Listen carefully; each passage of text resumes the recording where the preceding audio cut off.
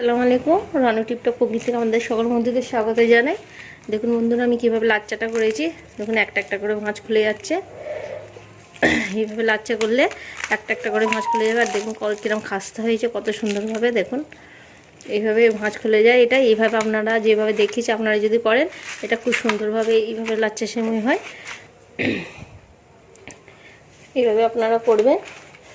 আসুন তাহলে আমি রেসিপিটি শুরু করি। আজকে লাচ্চার পরোটা। এখানে ময়দাটাকে ভালো করে মেখে রেখে দিয়েছিলাম।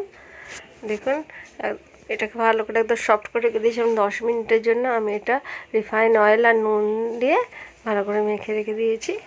এখানে আমি এটাকে তেল দিয়ে নেব।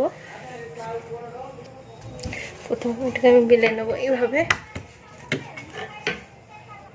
দেখুন এখানে আমি তেল লাগিয়ে নেবো।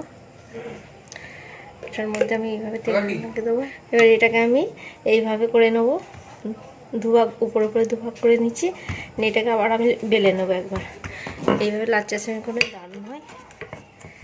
এটাকে আর একবার বেলে নিতে হবে এইভাবে।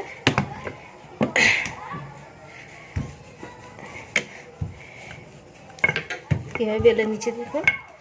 বেলার পর এটাকে আবার রোল করে নিতে হবে। এইভাবে রোল করে নেবে। দেখুন আমি কিভাবে রোল করছি।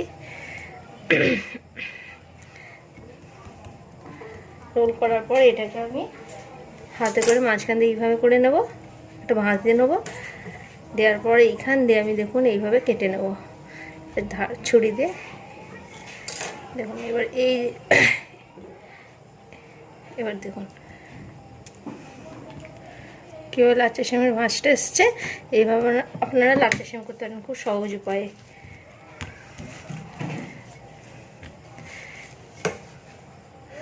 আমি আর এক পিস দেখে দিলাম। এর মধ্যে তেল দিয়ে দিচ্ছি।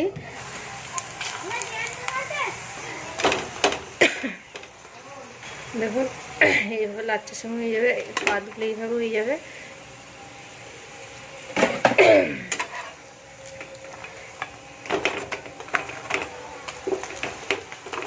এই যে ভাঁজগুলো আছে, ভাঁজগুলো অটোমেটিকলি খুলে যাবে। এটা